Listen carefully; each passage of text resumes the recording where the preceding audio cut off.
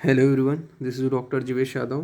तो Q&A session के part 6 में आपके जो इंस्टाग्राम के ऊपर AA CCC या स्टेट काउंसलिंग से रिलेटेड, पीजी काउंसलिंग से रिलेटेड जो भी मैसेज आए थे उनके आंसर मैं इस वीडियो में बताने वाला हूँ। साथ ही साथ कुछ कमेंट्स जो यूट्यूब के ऊपर आए थे उनका भी आंसर मैं इस वीडियो में दूंगा। तो नाउ स्टार्ट करते हैं आज का जो Q&A सेशन है। तो पहला क्वेश्चन इनका है, नमस्ते बॉस, नेशनल काउंसलिंग के फर्स्ट राउंड में सीट अलॉट हो जाती है तो अपग्रेड पे डाल करके स्टेट काउंसलिंग में पार्टिसिपेट नहीं कर सकते क्या? तो देखो, अपग्रेड पे आप डाल करके स्टेट काउंसलिंग के ऊपर पार्टिसिपेट कर सकते हो, बट क्या होता है सेकेंड राउंड में जब आपको सीट अलॉट हो जाता है तो उसका कैंसिलेशन आपका इंस्टीट्यूट में जा करके ही हो पाता है। ठीक है, जो आपको सेकेंड राउंड में जो सीट अलॉट होगा ना, उसका अगर आप ऐसा है कि एडमिशन नहीं लेना चाहते हो तो उसका कैंसिलेशन आपको वहाँ प्रॉपर जो इंस्टीट्यूट आपको अलॉट हुआ है वहाँ जा करके आपको करना पड़ेगा। जैसे स्टेट काउंसलिंग से आपको कोई पर्टिकुलरली सीट मिल चुका है तो ये चीज़ आपको थोड़ा ध्यान देना पड़ता है। आप ये कर सकते हो बट थोड़ा सा रिस्की रहता है, ऐसा बोल सकते हो।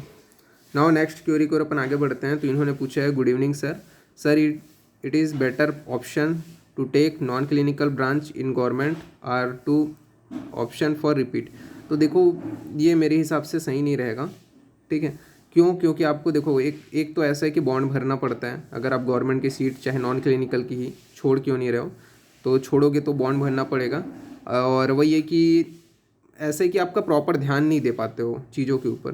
तो मैं ये बोलूँगा कि अगर आप रिपीट करना चाहते हो तो रिपीट कर लो, अदरवाइज़ वही है कि अगर रिपीट करना चाहते हो तो रिपीट कर लो। अदरवाइज़ ऐसा है कि अगर आप नॉन क्लिनिकल में अगर करना चाहते हो तो नॉन क्लिनिकल भी बेटर ऑप्शन है। ठीक है, तो ऐसा ज़रूरी नहीं है, तो दोनों में से एक आपको करना है। ऐसा नहीं है कि रिपीट करते करते वो करो, वो मेरे हिसाब से बेटर नहीं होगा। नाउ नेक्स्ट क्यूरी की ओर अपन आगे बढ़ते हैं। तो यहाँ पे इन्होंने पूछा है कि good evening sir, my IIPGT rank is 2634, general category rank is 875। तो इन्होंने ये पूछा है कि हरियाणा स्टेट में क्या मुझे सीट मिल सकता है करके, और इन्होंने यहाँ पे एक स्क्रीनशॉट शेयर किया है। इसमें इन्होंने बताया कि AA CCC काउंसलिंग के ऊपर मैंने जब देखा उसका जो लिस्ट है, तो वहाँ पे प्रीवियस ईयर में जो अय्या है या BHU है वहाँ हाईएस्ट रैंक जैसे 3000 हो गया, उनको भी ओपन कैटेगरी में सीट अलॉट हो गया था। तो ऐसा कोई पॉसिबल है क्या, ऐसा करके इन्होंने पूछा है। तो देखो, मैं आपको पहले भी बताया था, अभी भी मैं बता रहा हूँ सभी बच्चों को, अगेन एक बार सुन लो। सारे जो नेशनल इंस्टीट्यूट हैं लगभग मेरे हिसाब से सिर्फ जामनगर को छोड़ करके, ओके, बाकी जितने भी इंस्टीट्यूट हैं NIA से लेकर के BHU से लेकर के अय्या, सभी में इंटरनल कोटा की सीट होती है। और इंटरनल कोटा की सीट की वजह से इतने हाईएस्ट रैंक में उनको एडमिशन मिल पाता है। ओके, तो इंटरनल कोटा की सीट के कारण ये हाईएस्ट रैंक में एडमिशन मिल पा रहे हैं। अगर आप वहाँ के स्टूडेंट हो, वहाँ आपने आपने क्या किया है, आपने UG किया है, तो उस कंडीशन में आपको चांसेस रहेंगे कि इतने हाईएस्ट रैंक में आपको वहाँ सीट अलॉट हो जाए। जैसे कि अगर बात करें अय्या में, तो BAMS नहीं होता, ठीक है, वो तो गोवा में होता है। तो अय्या जो है DU कोटा रहता है, और DU कोटा में आपका क्या होता है, जो आपके जो आयुर्वेदा एंड यूनानी जो कॉलेज है, तिब्बत जो कॉलेज है, ठीक है, वहाँ जो न्यू दिल्ली में स्थित है, अगर वहाँ से आपने BAMS किया है तो अब आप उस इंटरनल कोटा के अंतर्गत आते हो। ठीक है, और एक और कॉलेज है, ठीक है, तो दो कॉलेजेस हैं वहाँ के जो आपके इंटरनल कोटा के अंतर्गत आते हैं। DU जो आपका अय्या के लिए रहता है, और इसी प्रकार BHU का तो खुद का रहता है BAMS, तो उन बच्चों के लिए 50% सीट अलॉट रहता है। इसी प्रकार अगर बात करें NIA, तो वहाँ भी वहाँ के बच्चों के लिए इंटरनल कोटा का रहता है। तो अगर आप इंटरनल कोटा के हो वहाँ के, और वहाँ से आपने ऑलरेडी UG किया हुआ है, तो ज़्यादा चांसेस हैं, तभी आप बोल सकते हो कि 3000 रैंक में भी आपको वहाँ सीट अलॉट होने के चांसेस रहेंगे करके, अदरवाइज़ नहीं है। ठीक है, ये मैं साफ साफ क्लियर कर दिया हूँ, और आप चेक भी कर सकते हो, ऐसा नहीं है कि उस चीज़ को, ठीक है, ऑलरेडी मैंने इसके ऊपर वीडियो बना दी है, और आप प्रॉपर इन्फॉर्मेशन बुलेटिन में भी साफ साफ लिखा हुआ है ये चीज़ कि 50% जो सीट है इंटरनल कोटा का रहता है करके। तो इन्फॉर्मेशन बुलेटिन जो आया है ऑफिशियल साइट के ऊपर AA CCC के, उसमें भी आप चेक कर सकते हो, 50% सीट वहाँ के बच्चों के लिए रहते हैं, तो उसी वजह से वहाँ वो एडमिशन हो पाते हैं, अदरवाइज़ पॉसिबल नहीं है। नाउ नेक्स्ट क्वेरी को अपन आगे बढ़ते हैं। तो नेक्स्ट क्वेरी में इन्होंने पूछा है, नमस्ते sir, my ARI is a 1598, OBC is a 702 from Rajasthan state, sir can I get government seat in Rajasthan state और इन अदर स्टेट? तो देखो, ये मैं बोलूँगा कि आपको चांसेस बनेगा, ठीक है, मैं ये नहीं बोल रहा हूँ, बट वही है, स्टेट काउंसलिंग में थोड़ा ज़्यादा चांसेस रहेगा, ठीक है। डबल या ट्रिपल सी में मुश्किल है, मैं ये बोलूँगा डबल या ट्रिपल सी की काउंसलिंग मुश्किल है, बट स्टेट काउंसलिंग आप अटेंड करके देखना, उसमें ज़्यादातर मतलब मॉप अप राउंड तक आपको चांसेस रहेगा कि मिल सकता है ऐसे करके, वो भी नॉन क्लिनिकल का ज़्यादा चांसेस रहेगा। ओके, नाउ नेक्स्ट क्वेरी की ओर अपन आगे बढ़ते हैं। तो इन्होंने पूछा है, सर मैं महाराष्ट्र से हूँ पर मेरा BAMS कर्नाटक से हुआ है, तो क्या मैं महाराष्ट्र स्टेट काउंसलिंग की जो 85% सीट रहता है उसके लिए एलिजिबल हूँ क्या करके। अगर आपके पास जो डोमिसाइल सर्टिफिकेट है, निवास प्रमाण पत्र है, वो महाराष्ट्र स्टेट के हैं, तो आप जो है महाराष्ट्र काउंसलिंग के लिए एलिजिबल हो। ओके, चाहे आपने UG कहीं से भी किया हो। तो ये मैं ऑलरेडी पहले भी बता चुका हूँ और आपको भी अगेन बता रहा हूँ कि अगर आपके पास डोमिसाइल सर्टिफिकेट, निवास प्रमाण पत्र वहीं के हैं महाराष्ट्र का, तो आप आराम से एलिजिबल हो। नाउ नेक्स्ट क्वेरी की ओर अपन आगे बढ़ते हैं। तो यहाँ पे इन्होंने पूछा है, नमस्ते sir, my ARI is a 7623 and general category is a 2469. I am from Karnataka. Do I get private seat, clinical और नॉन क्लिनिकल इन स्टेट काउंसलिंग? बिल्कुल आपको स्टेट काउंसलिंग के थ्रू मिल जाएगा। डबल या ट्रिपल सी की काउंसलिंग के through भी chances है कि आपको मिल जाए। ओके, जो आपका प्राइवेट कॉलेज में सीट। नाउ नेक्स्ट क्वेरी की ओर अपन आगे बढ़ते हैं।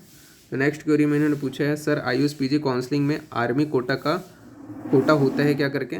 तो देखो, मैंने अभी इन्फॉर्मेशन बुलेटिन पढ़ा, उसमें मुझे आर्मी कोटा वगैरह दिखाई नहीं दिया, बट आप एक बार वापस चेक कर लेना, क्योंकि मेरे हिसाब से नहीं होता है, क्योंकि इन्फॉर्मेशन बुलेटिन में सारे SC ST OBC EWS इनके सारे जो रिजर्वेशन है वहाँ पे दिखाए गए हैं, बट आर्मी कोटा वगैरह वहाँ पे शो अप नहीं किया गया। अब होता होगा तो नहीं पता, बट इन्फॉर्मेशन बुलेटिन में तो ऐसा मैंने नहीं देखा है। ओके, नाउ नेक्स्ट क्वेरी को अपन आगे बढ़ते हैं।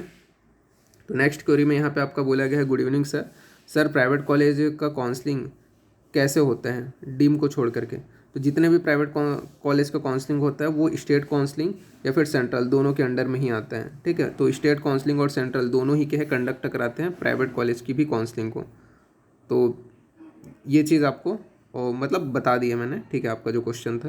नाउ नेक्स्ट क्वेरी को अपन आगे बढ़ते हैं। तो नेक्स्ट क्वेरी में इन्होंने पूछा है, सर मेरा 100 मार्क है AIPGD एग्ज़ाम में, उस UP स्टेट में हूँ, OBC में आते हैं, सेंट्रल में जर्नल में, क्या सेंट्रल काउंसलिंग कर सकता हूँ, एक बार बता दीजिए। तो शायद जो कट ऑफ रैंक है वो 40% परसेंटाइल था, उसका शायद आपका कट ऑफ रैंक से कम है, तो चांसेस कम है आपका कि आप काउंसलिंग अटेंड कर पाओ।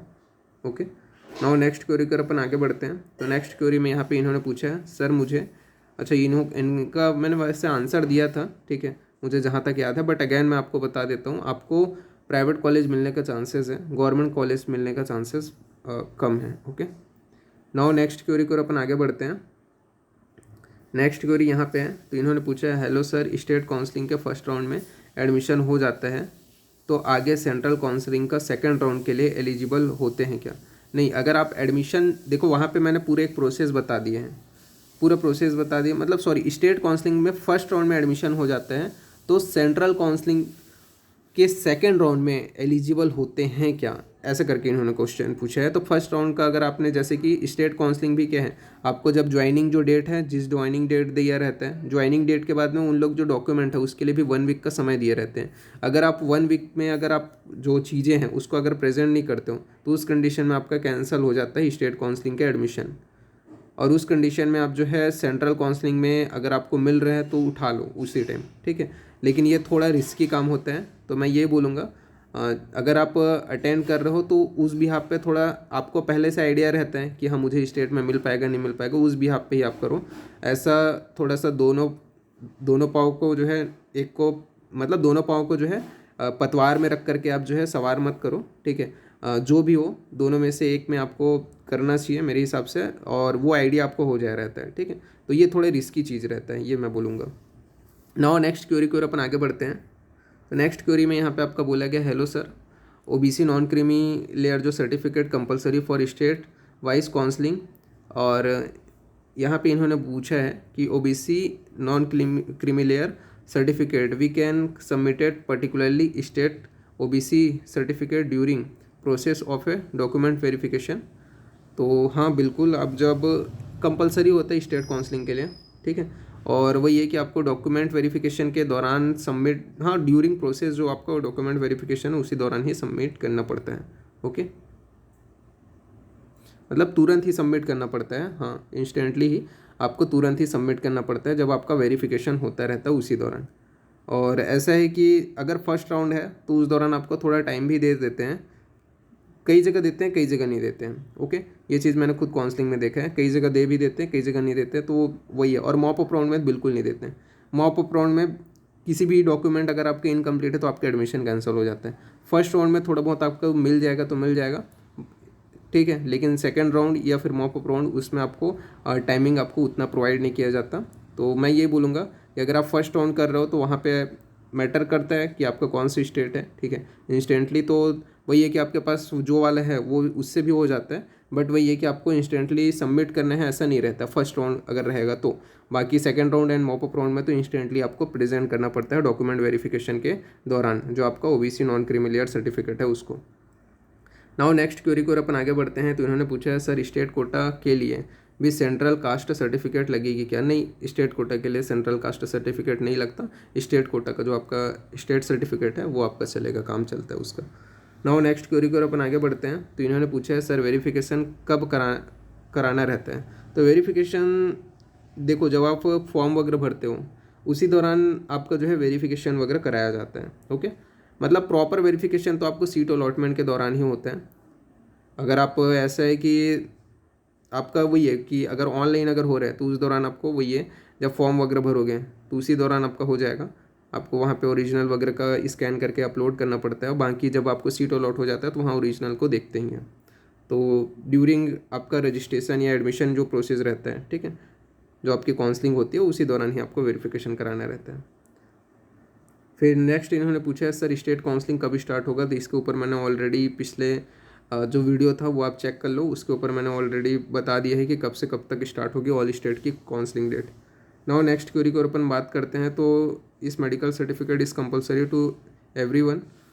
तो देखो, मेडिकल सर्टिफिकेट एक ऐसा बोल सकते हैं डॉक्यूमेंट होता है जो ज़रूरी है, ज़रूरी तो है, ठीक है, ऐसा नहीं है कि ज़रूरी नहीं है। ये इम्पॉर्टेंट मतलब ऐसा है कि एक आपका सभी डॉक्यूमेंट के साथ में आपका एक सबमिटेड रहता है। और फर्स्ट राउंड की काउंसलिंग में अगर आपके पास नहीं है, जैसे अगेन मैं बोलूँ, अगर स्टेट काउंसलिंग के बारे में बात करूँ यहाँ पे, मैं सेंट्रल के विषय में, तो सेंट्रल में तो ऐसा है कि जब आप एडमिशन लेने के लिए जाओगे, ठीक है, जब ज्वाइनिंग वहाँ करना रहेगा तब आपको मेडिकल सर्टिफिकेट वहाँ पे जमा करना रहता है। बाकी वही है कि अगर आपका स्टेट है तो स्टेट में आपको थोड़ा बहुत रिलैक्स दे सकते हैं, और वही है एक निश्चित समय देते हैं, उतना दिन में आपको सारी चीज़ें जमा करना होती हैं। तो वही है कि कंपलसरी तो है, ठीक है, मेडिकल सर्टिफिकेट सभी के लिए ज़रूरी है, वो आपको जमा करना ही पड़ता है। एक मतलब मान के चलो लीगल डॉक्यूमेंट है, ऐसा बोल सकते हो।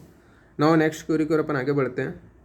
तो यहाँ पे बोला गया है सर ये जो अंडरटेकिंग का जो फॉर्म आया है हमें कब रिक्वायर होगा? काउंसलिंग के लिए और कॉलेज में एडमिशन के टाइम पे?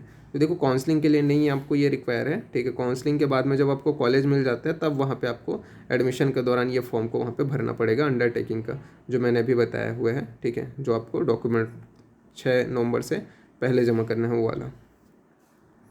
तो यहाँ पास आपके जो भी क्यूरीज थे लगभग कमेंट के भी मैंने यहाँ पे आंसर दे दिए हैं। और फिर भी अगर आपको कुछ भी पूछना हो तो आप मेरे को मेरा इंस्टाग्राम पेज, जिसका लिंक मैंने ऑलरेडी डिस्क्रिप्शन में डाल रखा है, वैद्य जीवेश यादव, उसके ऊपर मैसेज करके अपने क्यूरीज पूछ सकते हो। ओके, ठीक है, तो फिर आज के लिए थैंक यू।